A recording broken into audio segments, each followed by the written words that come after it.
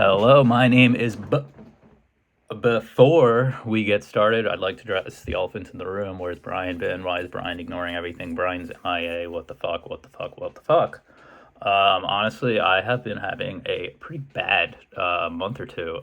Work has just really gotten the better of me, and just a lot of pent up long time stress has just been really eating away and flaring up and causing me all sorts of stress and kind of fucking up my personal life. Not actually, but feels like it a little bit, and just kind of been I've just been going through the motions through a lot of things, and it's not a coincidence that you haven't seen a Rival Recap Show episode from me in a while. So trying to work on some personal things. I finally something I don't talk about any of these things, so I finally let Katie in on it, how I've been feeling and stuff like that, and she's been really helpful.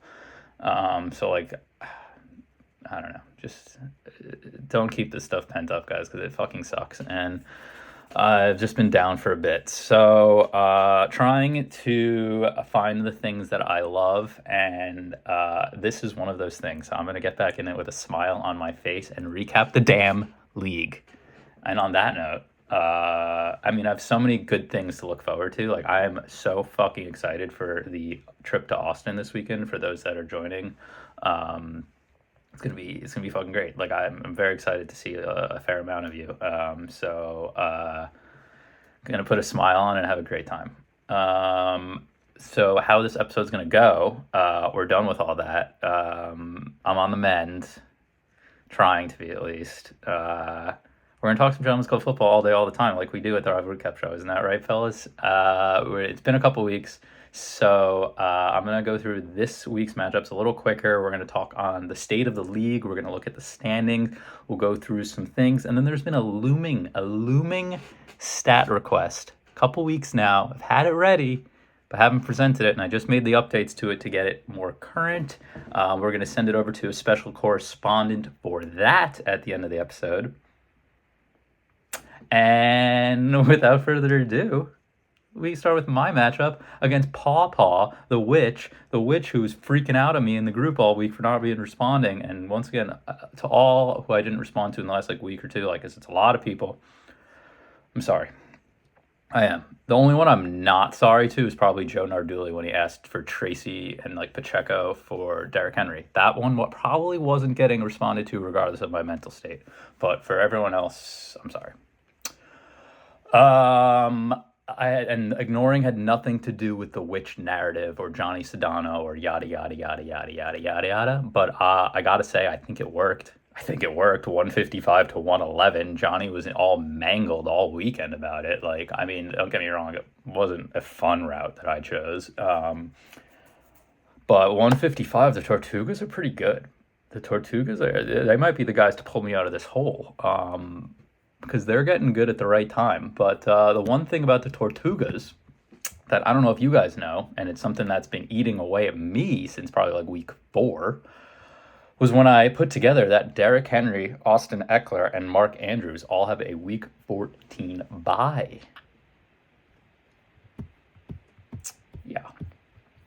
Yeah, that's some fuckery. John Sedano, 4-7, other side. John, you asked what you think what I think your chances of making the playoffs are. It's low, but I'll go into a little more detail when we look at the standings.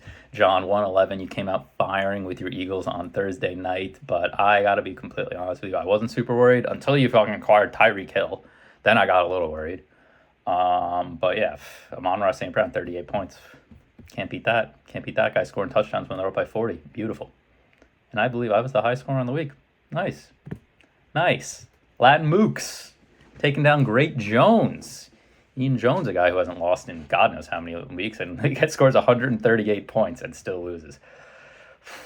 Ian's team's a problem, boys. Ian's team's a problem, but so is James Ortiz's team, dude. He's got Joe Mixon 35 points. Cooper Kupp 28 points, dude. Ortiz's stars. He's got the stars. He's got a star-studded lineup. Cooper Kupp, CeeDee Lamb, Joe Mixon. Dude, if Justin Herbert can throw up 20 points, oh my God. Ortiz is really a force to be reckoned with. Dude, Ortiz was all gimpy and nervous about his tight end. Finally acquired Evan Ingram, and then all of a sudden, Zach Ertz has just been just consistent, steady. Get that guy back in there. 2 on his bench even had a solid game. So Connor was on bye.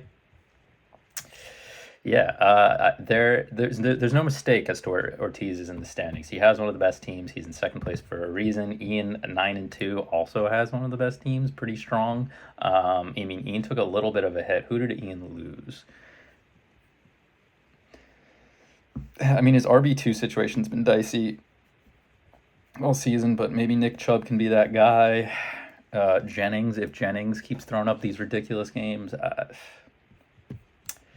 don't know, man. The Great Jones. I don't know. The Great Jones just seems primed for a first-round exit. What do you guys think? I think the Great Jones is primed for a first-round exit.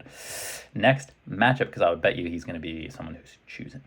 112 to 105. The Crips take down the Tokyo Knights. Two teams not with the strongest performance when they probably could have used one. Both guys in playoff picture, but you would like something a little more convincing at this stage of the year. Eric seemingly makes a great trade getting T. Higgins, 29.8 points, won him the week. Would not have won had to get Tyreek Hill. Although, who was the tight end? Ferguson plus Tyreek. I'll have to look at that, but because Kraft put up 0, so it was a head scratcher. Eric Olson does not consider the names on the sheet. He just thinks purely fantasy football stat, and listen, clearly that's the right way to do it. But even just another example, when I look at Joe and Eric's trade today, it looks like Joe won the trade. Joe got the flashy names. He got Deebo Samuel. He got even Rico Dowdle's pretty good. And then Eric gets what? Fucking Tracy and who he really likes. He said he really likes. And I forgot the other fucking Worthy, bro. Worthy. Not that, whatever. I don't know. I feel like Deebo's the best player involved. Maybe I'm wrong on this Tracy character, because I got to say, Joe said in the group, he's like, you guys haven't been watching the Giants. Is he electric? I got to be honest. I haven't been watching the Giants. I haven't.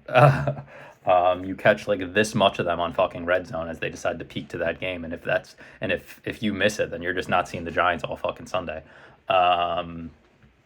So I guess I know he's been putting up good stats, but I haven't really seen the eye test. The eye test is key, and clearly Eric likes what he saw. But will that one also work out? I don't know, because on paper Joe's team looks strong as fuck, and as I'm saying that, I thought Joe was going to be the next matchup. I feel like Joe likes that. He's got his big names. But now Joe goes away from, last thing I'll say on their trade, Joe goes away from he gets one Chief and one Giant out the door, but then he brings in a 49er. So now he's in on the 49ers pass attack with Kittle and Deebo. If Kittle can be healthy, I think he might be missing a week or so. I don't know. I digress. He's got good players. But Weston, who someone said that Tokyo Knights are falling off a cliff or coming to a skidding stop. Yeah, it looks like it. Dude, if it wasn't for Jerry Jeudy having that 70-yard touchdown or whatever, dude, this is a stinky, stinky week for Mike. I mean, 105 really doesn't look that bad, but it doesn't look too promising either. Been talking about Mike too long. Let's go to the next matchup. It's the hard money Maseratis versus the young Esquires. A seemingly not that important matchup considering 11 versus 14, but I would also go as far to say very important because it really, really just buried John Rast in the dirt. That guy was still hopeful at 2-8 or 2-7 even. That guy was still hopeful. That's John. He's just optimistic. It's a good way to live. But he's lost 8 straight. 8 straight. So, and then Spencer, a guy who's teetering a little bit, a guy who we don't know if he's going to be in the toilet bowl or we don't know if he's got an outside shot, keeps it alive a little bit. I'll talk on Spencer and the other 4-7 guys a little bit more once we get to the standings, but at the very least, Spencer picks up 2 wins in a row.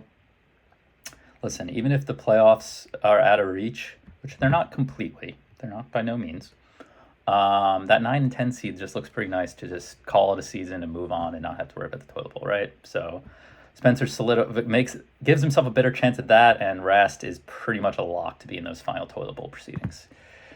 Next one, Joe, the guy who I was hyping up about his trade versus the DC Darkness Retreat. Oh, I wish I had the dud alert ready, because dud.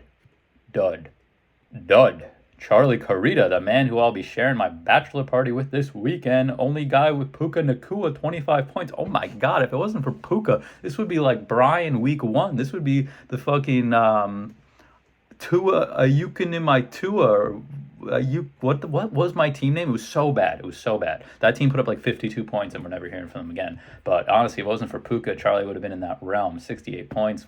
Joe 100. Didn't even start an RB2 because he just quite simply didn't have one. Tank Bigsby trade has been a bit of a loss for you, Joe. Not that. I mean, D Hop only had one good game per se, but like Tank hasn't done shit.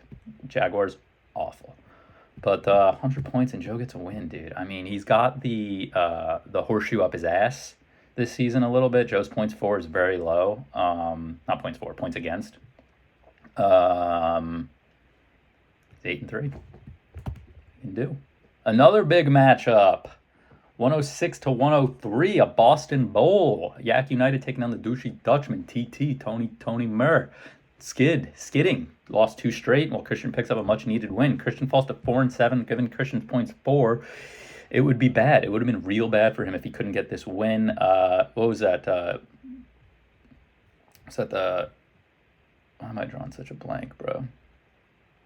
Geno Smith was in that Sunday night game, I think, and DK, and they got enough. They put him over the edge. Did Tony have anybody in the Monday night? Don't think so. But, yeah, Khalil Herbert's throwing up a 0-pointer. Tony had to love that. Another guy who's struggling for an RB2. Not struggling, I mean, Chuba's on bye, but, continues to keep Blake Corum on his bench, doing well there. Love it, Tony. But yeah, Christian needed this. Christian needed this bad. I play Christian next week, and I would argue that for the 7 through 10 guys right now, my matchup with Christian is this upcoming week is fucking massive. Because it could I could separate and move up, or if I lose, then it's a fuck show. It's a fuck show. I'm here for it. Tony, man, you gotta pick up some wins, buddy. Last one, the father figures, 136, the hottest team in the game, Kevin Lamb, taking on the Phoenix Fire 102, the most unlucky man in the game. Not that 102 is anything good, but Lynch is 4th in points for. He's in 13th place. Terrible luck, that is. Brock Bowers, Jamar Chase, Devin Atchan, Josh Allen. Kevin's team is star-studded. He made another good trade. He acquired Aaron Jones. I don't even know why Rass is still trading at this point. I get it. He's I don't want to lose the toilet bowl, so he thinks whatever trade he just made is going to improve his lineup. Sure, but we got to cut that guy off by week 7 or something like that. Yeah, I think I called Kevin Lamb's team the roller coaster team, and I felt pretty confident about that for a while. But I got to say, Jamar Chase took that roller coaster off the rails, and they are just shooting to the fucking moon, dude. This team, it's terrifying. It's actually terrifying. So what really fucking kills me is I really need to beat Christian week 12, because then I play Kevin Lamb in week 13, and then the week 14 matchup, who knows who I'll be paired against. And as I already mentioned, I don't have any running backs. So, yeah. Yeah, so if I fall to 6-6, I could be 6-8 like that and miss the playoffs. So definitely a little bit of fantasy football stretch. Let's look at the standings real quick together. Ian Jones, you have clinched the playoffs. I'm not going to go through full scenarios, but we're going to talk clinches and not clinches. James Ortiz and Joe Narduli sitting at 8-3. You mathematically have not clinched the playoffs, but I am giving you both a 99% chance of making it. An 8-win team has never not made it. Eric Olson is sitting at 7-4. He kind of has a middle of the pack points for. I think he has a tough matchup this week. I forgot I looked at it, but and I'm gonna give Eric already at 7 wins. I'm gonna say Eric's got a 70% chance. You go down to Kevin Lamb, 6-5. But very good points for. I'm going to give Kevin Lamb an 85% chance. The Tortugas, 6-5, middle of the road, points for. I'm going to go 50%. 50%. I think really it rides on this matchup with Christian this week. Christian's team not that good, but dude, anyone can beat anyone. Douchey Dutchman, 6-5, little less points for than me. Tony, I'm gonna give you a 50% as well. I think you're with me at 50. You're right with me. Weston's been skidding, dude. I'm going Weston 40, and I'm going Christian 30. These like none of these percentages actually make sense or add up, so don't even bother.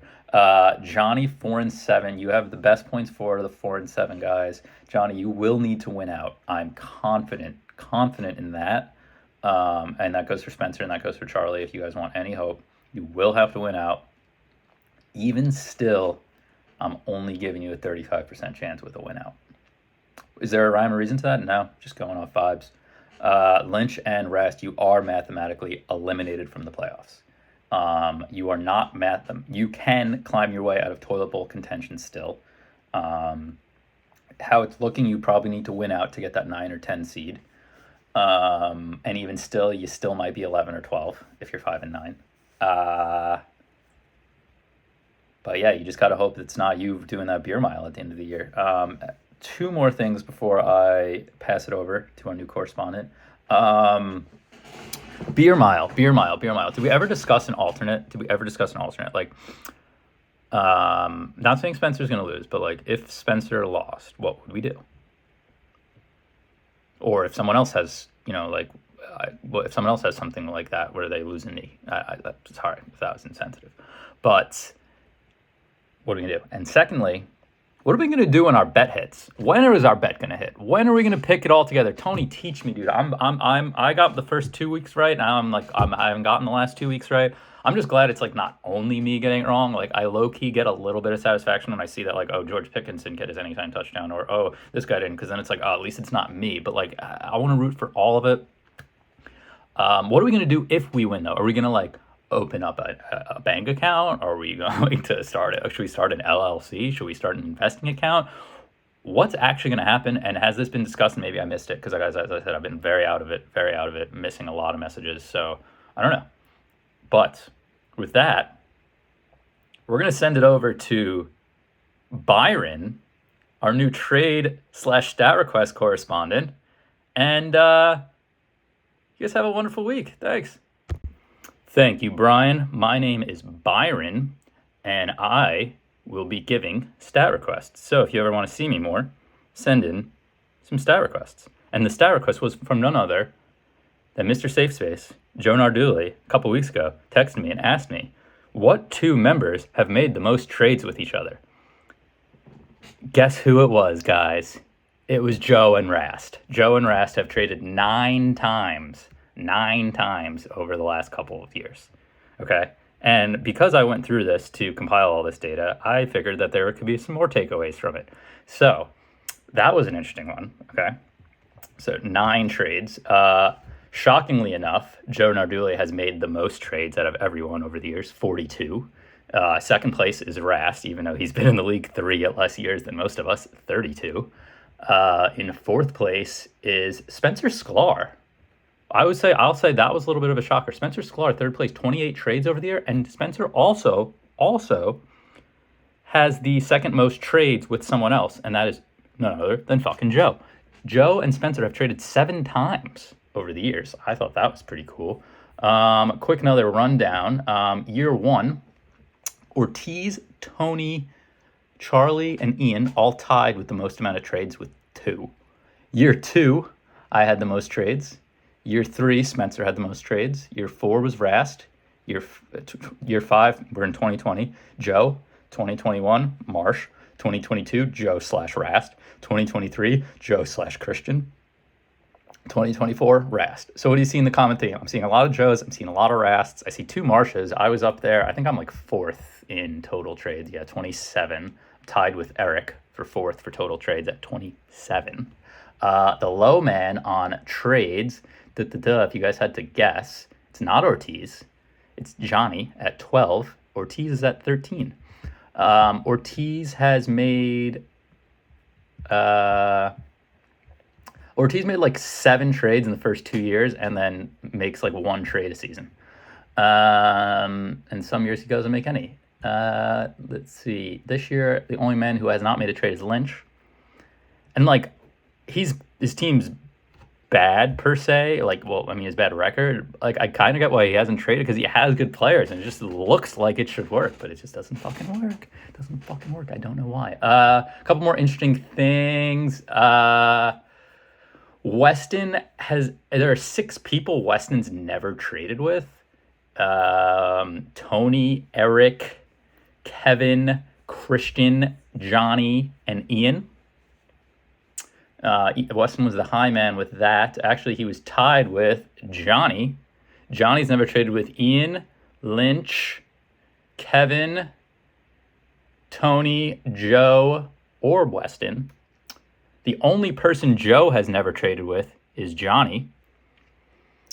And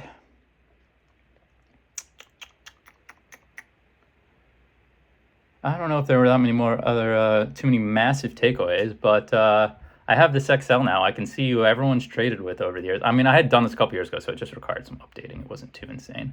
But yeah, that's the first official stat request of the year. Byron's been fucking in the closet with fucking Ryan. That guy's never getting out. Don't worry. Have a good week. 12. I'll see you. You'll see one more video before Thanksgiving. So make sure you have good family plans for that, and have a good one.